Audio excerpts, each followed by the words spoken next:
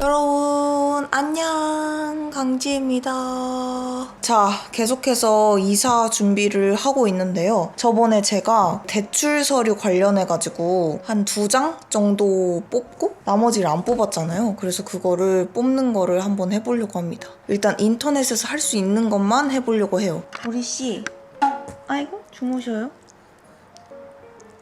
제일 편한 보리. 너 이 집이 얼마나 좋은 집인지 아니? 되게 좋은 궁전 같은 집에 사는 거야. 저희는 지금 신분증 사본과 계약서 스캔 그리고 건강보험 자격득실 확인서를 어떻게 해볼 겁니다. 신분증 사본이랑 계약서 스캔은 제가 지금 마쳤는데 아이폰이 있으신 분들한테만 적용이 되는데 메모장에서 카메라 버튼 있죠? 카메라 버튼을 이렇게 누르면 여기서 문서 스캔이라는 게 있어요. 이렇게 나오거든요. 화면에 문서가 보이게 놓으십시오 이런 문구가 떠요. 그래서 이걸 저장을 눌러 공유하기 해서 뭐 카톡으로 보내던가 이 노트북으로 보내면 PDF 파일로 저장이 돼요. 그래서 저는 신분증 사본이랑 계약서를 스캔을 해놨고 그리고 건강보험 자격득실 확인서는 정부24에서 뽑으면 됩니다. 여기 써있다. 이렇게. 짠! 이렇게 뜹니다. 그냥 회원 신청하기 누르셔서 간편 인증을 하면 돼요. 그리고 제가 이거를 이렇게 쭉 작성을 해놨는데 어쨌든 얘네들은 내일 뽑으러 갈 거고요, 문구점에. 그리고 이거 전입세대 열람은 동사무소에서만 할 수 있다고 하더라고요. 그리고 확정일자도 인터넷에서 받을 수가 있는데 이거 지금 맥북이라서 그 윈도우만 설치되는 보안 프로그램이 있어서 안 열리는 거예요. 그래서 아무튼 저는 지금 여기까지 마친 상태고 이것만 다 뽑으면은 이제 그 은행 관련해가지고 상담을 받으면 될 것 같아요. 흑백이랑 컬러 어떻게 하세요? 흑백이요. 저기 다리가 있어. 우리야 이거 가져왔어. 짜잔. 야, 그렇게 하면 카메라가 안 보이잖아. 드디어 프린트를 뽑아왔습니다. 그래서 이렇게 마무리를 했고요. 그리고 또 금주 중에 동사무소 가서 확정일자 받고 뭐 받고 해야 될 것 같아요. 며칠이지? 10월 20일. 주민센터 와서 이거 쓰고 기다려 중. 안녕하세요. 아니요, 이제 받으려고요. 임대차 계약 신고 필증. 이렇게 나옵니다. 확정일자고 아무튼 서류 끝. 고생했다. 안녕하십니까 여러분. 목소리가 지금 약간 살짝 나갔는데 이제 저 상담받으러 갑니다. 부동산에서 만나가지고 은행 상담을 하기로 했어요. 그래서 서류가 다 모였는지 한번 확인하고 가도록 하겠습니다.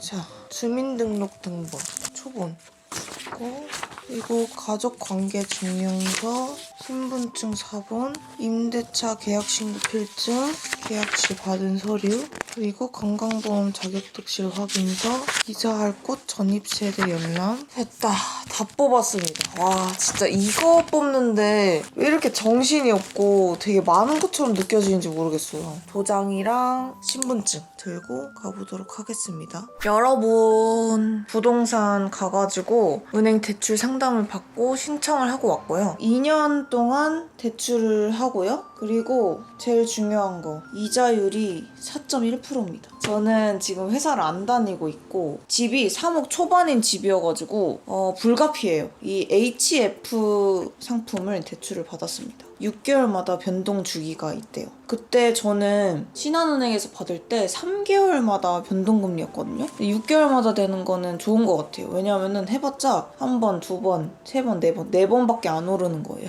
그 다음에 중요한 게 잔금날에 이사도 하고 전입신고도 해서 대출을 마무리하는 게 저의 할 일입니다. 그러고 금리를 좀 줄이는 방법들이 있어요. 항상 똑같긴 한데 신용카드 사용하는 거랑 적금 넣는 거랑 급여 이체 이렇게 있습니다. 그래서 세 가지를 다 지키면은 0.9%가 빠집니다. 0.9%면 꽤 높거든요. 거의 1%예요. 그래서 이거를 내는 금액이 좀 적게 해보도록 하겠습니다. 그리고 승인 후 대출 실행 전까지 부채가 추가로 생기면 안 된대요. 그래서 대출 실행 당일 아침 은행 수수료 입금 문자를 발송 예정이고 안내 문자의 금액을 차주의 본인 통장으로 입금해 주시면 잔금날 11시 전 임대인 통장으로 입금 예정입니다. 라고 써 있습니다. 제가 지금 그 전 대출이랑 달라진 점이 뭐냐면 첫 번째 대출이니까 신경 쓸 게 없었는데 이번에는 대출이 묶여있는 상태에서 대출을 또 해야 되잖아요. 그래서 이 과정 과정을 이해하는데 좀 시간이 걸렸습니다. 그래서 제가 이해한 바로는 이 모든 건 이삿 날에 이루어집니다. 그래서 제가 짐을 빼요. 짐을 뺀 상태에서 세입자가 들어와요. 그러면 세입자가 잔금 처리를 할 거예요. 그 돈을 넣겠죠? 뭐 은행에서 빌리든 어떻든 집주인한테 갈 거예요. 그럼 집주인이 제 신한은행 대출 계좌로 돈을 넣는 거예요. 그럼 저는 여기서 상환이 됩니다. 그러면 은행이 제가 원래 빌렸던 금액 말고 냈던 금액 있죠? 그걸 저한테 주겠죠? 그럼 그거를 다시 저는 하나은행 쪽으로 보내는 겁니다. 그리고 나머지는 하나은행에서 빌려주는 거고요. 이해를 하셨나요? 되게 헷갈리죠? 전 너무 어려웠어요. 이걸 이해하는 데까지. 그러고 이사 과정은 어떻게 되냐면 어쨌든 제가 짐을 뺐잖아요. 그리고 제가 이사 갈 집에 살고 있는 사람 있죠? 그 사람이랑도 시간을 맞춰야 됩니다. 그래서 전 입주 청소를 해야 되는데 이삿짐을 오전에 빼잖아요. 잔금을 다 처리한 다음에 이삿짐 센터도 내 짐을 다 뺀 다음에 대기를 시켜요. 그리고 청소를 하는 거죠. 청소하는 동안 대기를 시키고 청소가 완료되면 이제 이삿짐이 들어가는 거예요. 그러면 이사 끝입니다. 제가 어쨌든 지금 팝업을 준비하고 있는 시기거든요. 그렇다 보니까 간단한 거일 수 있음에도 불구하고 나한테 되게 복잡한 계산으로 다가오는 거예요. 그래서 진짜 계속해서 이사를 다니는 베테랑이 시영 언니한테 계속 물어봤어요. 그래서 제가 이해한 바로는 이런 과정입니다. 그래서 지금은 이삿짐 센터랑 청소를 이제 예약을 하면 될 것 같아요. 이제 거의 다 왔습니다, 여러분. 드디어 다 했어요. 그리고 조금 버릴 것들 살짝 정리를 해서 여행을 가는 게 저의 목표입니다. 네, 그래서 여러분들 저의 이사 화이팅 해주십시오. 이사하는 브이로그가 올라가는 날 여러분들 짜장면 드시면서 제 영상을 봐주시면 좋을 것 같아요. 또 다음 과정들을 열심히 찍어보도록 하겠습니다. 여러분 안녕하십니까.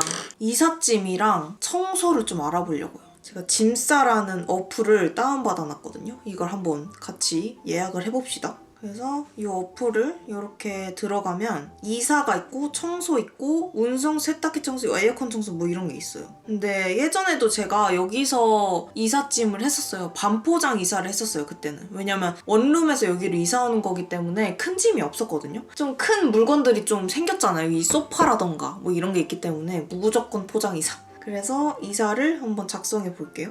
소형 이사와 가정 이사가 있는데 저는 소형 이사. 저는 11월 20일에 이사를 합니다. 그래서 10월을 보면은 벌써 이렇게 보통 많음 이러면서 다 시간이 꽤나 빡빡하더라고요. 그래서 미리 해놓는 게 좋을 것 같긴 해. 밑에를 보면은 1층 별도 계단 이런 거를 체크하는 게 있어요. 엘베가 없거나 하면은 추가 비용이 붙거든요. 아, 없어. 그리고 있고 불가능. 이렇게 침실, 거실, 가구 이런 것들이 쫙 이렇게 있거든요. 그래서 여기서 선택을 하면 돼요. 그래서 침대 있고 그리고 소파 있고요. 수납장 있고요.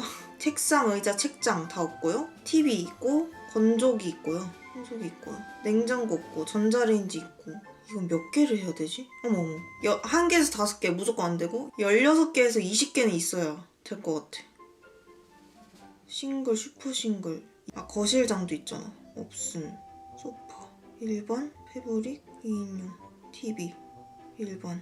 사진을 올려서 됐어요. 이렇게 하면은 견적을 여러 사람들한테 받을 수가 있거든요. 그래서 거기서 내가 원하는 사람을 선택하면 됩니다. 그래서 보면은 확실히 리뷰가 많으신 분들이 진짜 확실히 잘하세요. 조금 막 비싸더라도 싼 거에서 막 기분 나쁘고 부서지고 이럴 바에는 조금 더 내는 게 낫긴 하거든요. 그래서 어쨌든 짐싸에서 요거를 진행을 했고요. 그 다음에는 청소를 한번 예약해 봅시다. 청소는 이렇게 들어가서 이자 청소. 자, 됐다. 청소도 예약을 마쳤습니다. 그래서 하루 안에 예약을 끝내면 될 것 같아요. 좋았어. 나름 또 순탄하게 가고 있는데 또 무슨 일이 벌어질지 나는 몰라. 일단은 얼마 견적이 나올지 저 좀 떨리는데 견적 나오면 이따가 또 켜서 여러분들한테 보고할게요. 그럼 저는 이따가 또 켜도록 하죠. 지금 막 세탁기가 너무 많이 돌아가서 시끄러울 수 있는데 제가 짐싸에서 이런 식으로 픽스를 했어요. 그랬더니 전화가 왔더라고요. 근데 제가 나갈 준비 중이라서 못 받았는데 전화를 다시 드리려고 합니다. 네, 여보세요? 11월 20일로 이사 신청해 주셨죠? 네, 맞아요. 양쪽 다 엘리베이터 있고요. 네. 세탁기는 없나 봐요? 네, 없어요. 도착 시가 청소를 해야 되나요? 네, 맞아요. 알겠습니다. 그럼 남자 2명으로 진행하는 걸로 하고요. 네네. 제가 안내 문자 드릴 테니까 꼭 한번 읽어보시고 참고해 주시고요. 네. 네, 감사합니다. 네, 감사합니다. 이삿짐까지 완료를 했습니다. 오늘이 팝업 끝난 다음 날이거든요. 그래서 얼굴에 붓기가 없죠? 그래서 집 정리를 하고 이삿짐까지 어제 밤에 예약을 했어요. 그래서 잘 어떻게든 다 했습니다. 그래서 타이밍이 이래요. 10시 반에 이거 짐 싸러 들어오시고 그 다음에 새 집에서는 청소를 11시 반부터 시작해요. 그래서 2시까지 하게끔 해놨고 그리고 우리는 이걸 짐을 싸서 2시에 들어가면 됩니다. 그래서 저는 중간에 대기 시간이 있는 줄 알았는데 대기 시간이 굳이 필요가 없다고 하셔가지고 그냥 추가 금액 없이 진행을 하기로 했습니다. 그리고 저는 다 포장이사라서 견적이 들어온 걸 보니까 50만 원부터 100만 원까지 있는 거예요. 근데 다른 분들의 후기를 보니까 다 추가금이 붙어서 결국에는 8, 90을 내야 되는 상황이었어요. 근데 80짜리를 봤는데 거기서도 추가금이 또 생긴다고 해가지고 그러면 그냥 차라리 추가금 없이 믿고 맡기는 대로 하자. 뭐 제품에 손상도 없고 그런 곳으로 하자 싶어가지고 89만 원짜리를 했습니다. 그러고 짐싸 어플에서 네이버페이나 뭐 이런 걸 통해서 미리 돈을 낼 수가 있는데 돈을 내다 보면은 수수료가 붙더라고요. 그래서 그냥 현장에서 그냥 이체해드리는 걸로 하기로 했습니다. 그래서 이번 주에 유럽 가기 전에 좀 이삿짐을 이렇게 잔잔바리들 있잖아요. 이런 거를 봉지에 좀 싸두려고요. 그렇게 미리 해두고 가야 갔다 와서도 조금씩 더 정리하고 하면 좋을 것 같아가지고 아무튼 그걸 계획 중에 있습니다. 그래서 내일 좀 하려고요. 오늘은 편집해야 되거든요. 그래서 아무튼 이삿짐 센터를 잘 예약을 했습니다. 다음에 또 켜가지고 이사 과정을 보여드리도록 하겠습니다. 여러분 안녕하십니까? 제가 이거를 너무 복잡해가지고 못 찍었는데 아빠가 잠깐 오셔가지고 이 비닐을 갖고 오셔서 밖에 나돌아다니는 옷들 있죠? 이런 거 넣어놓고 그리고 여기에 있던 피규어들 있잖아요. 그런 걸 다 넣어놨습니다. 화분 같은 거 이렇게 굴러댕기는 것들 있죠? 보통 굴러댕기는 것들 여기 안에다가 이렇게 좀 넣어놨고 나중에 이제 여행 갔다 와서 한 번에 그냥 비닐에 다 싸놓으려고요. 그리고 지금 막 정신이 없고요. 스포! 그리고 여기도 조금 정리가 됐어요. 정리가 된 거예요, 놀랍게도. 여기 이렇게 피규어 같은 것들을 제가 하도 많이 사놔가지고 나중에 이제 이 피규어 존을 만들긴 할 건데 혹시 몰라가지고 여기 안에다가 다 넣어놨습니다. 이사 가기 전날에 아빠가 한번 와주신다고 해가지고 아빠 차에다가 다 실어놓을 거예요. 이런 액세서리들 있죠? 그리고 카메라나 뭐 아이패드, 노트북 이런 애들은 제가 따로 보관을 해놓을 겁니다. 저놈의 테이블 버려야 돼요. 저 진짜 막 다 까지고 난리가 나서 저 버리고 갈 겁니다. 이제 주민센터 가가지고 뽑아와야 되거든요. 이사 준비를 다는 못하고 갔고 10분의 1 정도 하고 가는 것 같네요. 갔다 와서 조금 더 정리하고 이사를 가면 될 것 같습니다. 그럼 저는 여러분 여행 잘 다녀오겠습니다. 또 이사와 유럽 콘텐츠로 만나도록 합시다. 여러분들 포근한 하루 보내시고요. 그럼 우리는 다음 또 재밌는 영상에서 만나도록 합시다. 그리고 12일은 제가 영상을 쉽니다. 그리고 그 주 평일에 다시 돌아오도록 할게요. 그때부터 유럽 여행 콘텐츠 스타트입니다. 그럼 그때 봐요. 안녕.